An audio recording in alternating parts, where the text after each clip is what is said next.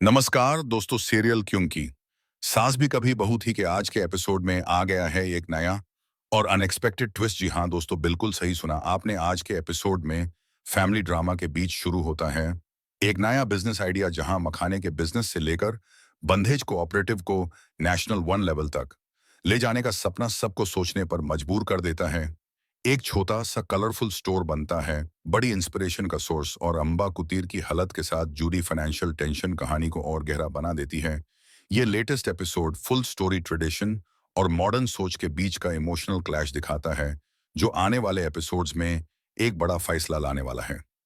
बात सुनो, जैसे ही ये लाइन सामने आती है वैसे ही क्योंकि सास भी कभी बहू थी कि आज के एपिसोड की फुल स्टोरी एक बिल्कुल अलग और फ्रेश डायरेक्शन में आगे बढ़ती हुई दिखाई देती है, जहां फैमिली ड्रामा के साथ साथ बिजनेस एम्बिशन और प्रैक्टिकल सोच का टकराव साफ नजर आता है। सीन की शुरुआत होती है एक सीरियस डिस्कशन से, जिसमें घर का एक सदस्य पूरे कॉन्फिडेंस के साथ मखाने के बिजनेस की बात छेड़ देता है और कहता है कि तुम रिसर्च करो, ये मखाने बनते कैसे हैं, आम की तरह पिशन, इसका प्लांट लगाने के लिए क्या क्या लगता है, कितने पैसे लगते हैं और कैसे ये पूरा प्रोसेस चलता है। इस डायलॉग के साथ ही उसका विजन साफ झलकता है, क्योंकि वो सिर्फ बात नहीं कर रहा बल्कि फ्यूचर की प्लानिंग कर रहा है। वो पूरे यकीन के साथ कहता है कि ये मखाने का बिजनेस चलेगा, और इतना कॉन्फिडेंट है कि प्यार भरे अंदाज में डार्लिंग कहकर सामने वाले को भी भरोसा दिलाने की कोशिश करता है। लेकिन सामने से तुरंत रिएक्शन आता है, गॉड मिरर, तुमसे ना बात करना भी मुश्किल हो गया है, पता नहीं हमेशा किस ट्रिप में रहते हो। इस लाइन से रिलेशनशिप डायनामिक्स और हल्की फ्रस्ट्रेशन दोनों सामने आ जाती हैं, क्योंकि एक तरफ सपने हैं और दूसरी तरफ प्रैक्टिकल परेशानियां। इसके बाद सीन हल्का सा मूड चेंज करता है, जब दोनों एक छोटे से लेकिन बेहद कलरफुल और वाइब्रेंट स्टोर को देखते हैं। आंखों में चमक आ जाती है और वो कहते हैं, अरे उस स्टोर देखो कितना छोटा है पर कितना कलरफुल और वाइब्रेंट है। यहाँ विजुअल स्टोरी टेलिंग के जरिए यह दिखाया जाता है कि इंस्पिरेशन कैसे छोटी जगहों से भी मिल सकती है। फिर कंपैरिजन किया जाता है अंजार की यात्रा से, जहां लड़कियों का स्टॉल भी ऐसा ही कलरफुल था और अलग अलग बांधनी प्रिंट से सजा हुआ था।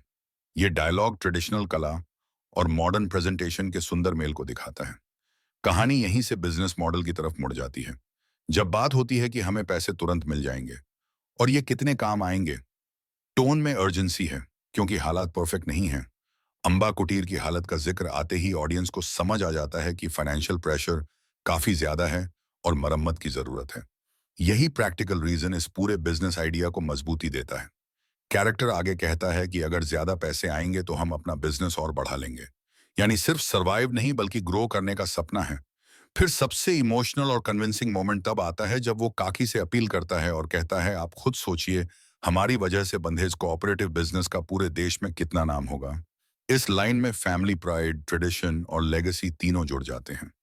क्योंकि सास भी कभी बहू थी के इस एपिसोड में ये सीन बहुत खास बन जाता है, क्योंकि ये सिर्फ पैसे या दुकान की बात नहीं करता बल्कि सोच बदलने की कोशिश करता है। एक तरफ पुराने तरीके और दूसरी तरफ नए आइडियाज। फैमिली ड्रामा के बीच एंटरप्रेन्योरशिप का एंगल ऑडियंस को रिलेटेबल लगता है। इस पूरे सीन में कोई तेज लड़ाई नहीं बल्कि मैच्योर डिस्कशन दिखाई जाती है, जो इमोशनल भी है और प्रैक्टिकल भी।